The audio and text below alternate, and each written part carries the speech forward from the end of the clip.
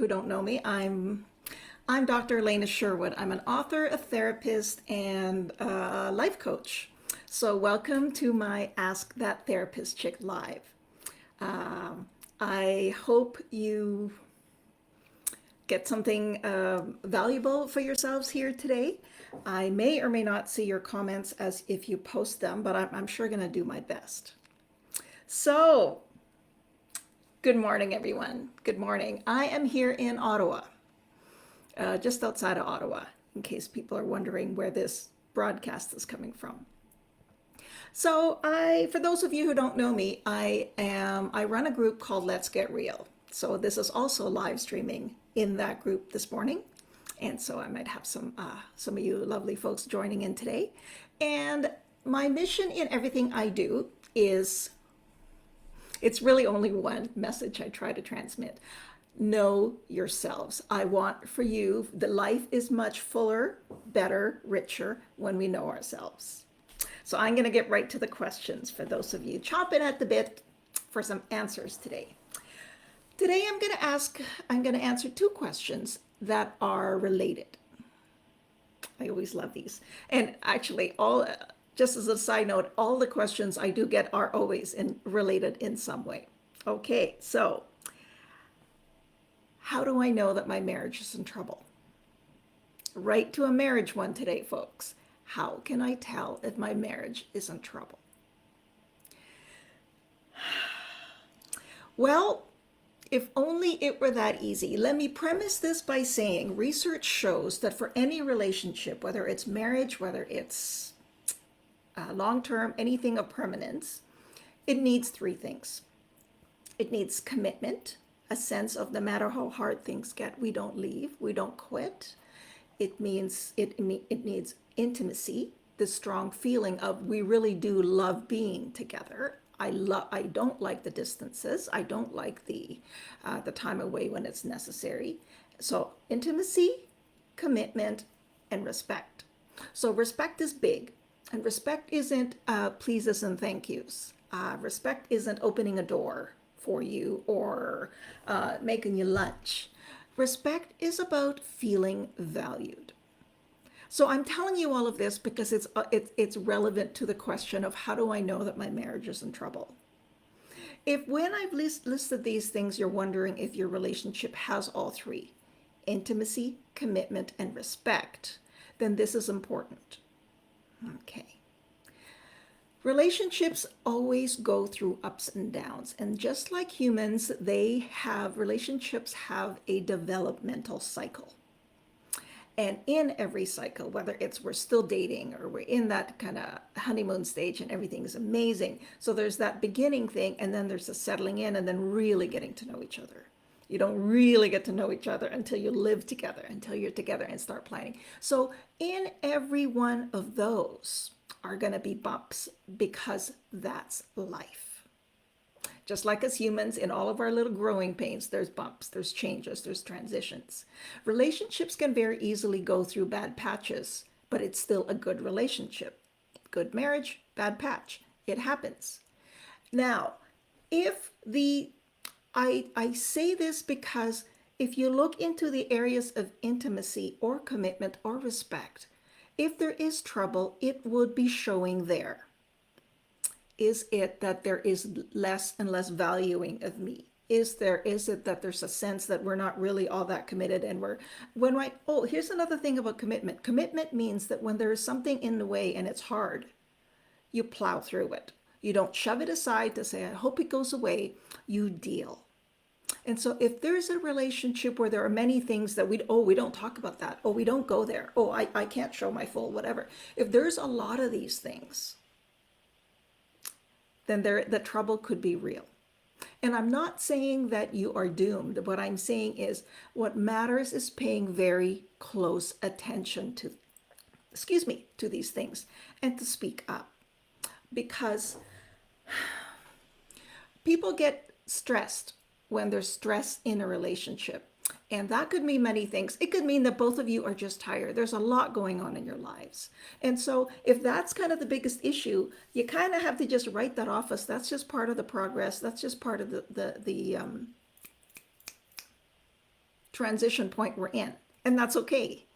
So before you run to lawyers, before you start talking and plotting your escape, have a good look. Sit down. If you can't get your partner to sit down, or if your partner is trying to get you to sit down and talk about this like adults, there's an issue. There's a time and a place. It's not when you're tired at the very end of a long, long day, right before bed. No, but you make time and you sit down and you talk things through. That's where the respect comes in. You are valuable to me. This is valuable to me. Uncomfortable it is as it is. We're going to sit this through. We're going to sit through this and deal.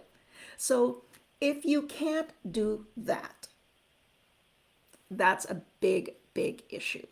And maybe it isn't that there is no longer respect. It might be there's other things going on there. It might be mental health on both sides. So if you can no longer sit through dealing with things, that's big. It might be time for some help. If there is no longer an interest in each other and an interest to kind of corral it to make it work, that's another, again, there's trouble. So commitment and respect are always at play. And so what I suggest to people in relationships that are permanent in nature, I spy your way through it and look for the intimacy and look for the commitment, look for respect. Sometimes you got to dig for it because intimacy isn't always like lovey-dovey, here's some chocolates. Intimacy is sometimes, I don't know, her making things exactly the way you like because she knows it's important to you. Or him fixing your car for 12 hours because he wants to make sure you're safe, even when it's really cold outside. So look for these and don't assume that these things aren't there because that's very easy to look that way, that they aren't. And so whenever there's stress in a relationship, have a bigger look at the external thing and then start looking for these little things. And if you can't do that on your own, like pull your partner in for these discussions. And I'll say that again. If there isn't any of that and that is no longer an option or was never an option where you sit down and you talk about the hard stuff, that's a sign of big, big trouble, folks. So there's that. Second question I have is my partner and I broke up several months ago. She ended it. And I'm still not over it. And what's your advice? The fact is that I explained earlier, the commitment, respect, the intimacy. During a breakup especially, it's a really good time to look back and look for those. Where were those there? Was there really the intimacy? Was there really the respect? And was there really the commitment? And you can kind of in hindsight see, well, no, she bailed or she dumped. Or no, we never really could. And that should be some kind of comfort that it was never really right. Now, how we deal with a loss is very personal to us.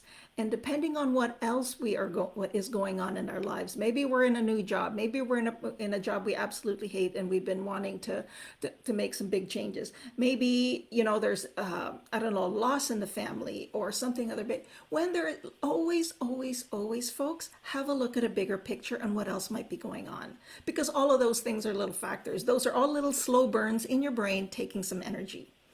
So that's another thing. The other thing too is people are very uncomfortable for some reason with emotions. Why? Why is it so bad to call a really good friend and say, "Oh my, I'm losing my today. Oh my, no." Emotions are a very natural way of processing the things that are going on inside of us. I used to call them life's shock absorbers. We're built for that. We are designed with that mechanism for that reason. Now, emotions, that's a whole other talk because I could talk about that forever. But when we are dealing with a loss, the loss of a relationship, many things inside of us are reacting to the thoughts that we're having.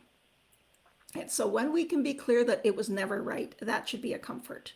And when we can acknowledge what else is happening in our lives, that will help. The number one thing to remember, this might not make a lot of sense to many, but honestly, this works every time. The number one thing to remember that during a time of loss, Do not let your physical care go.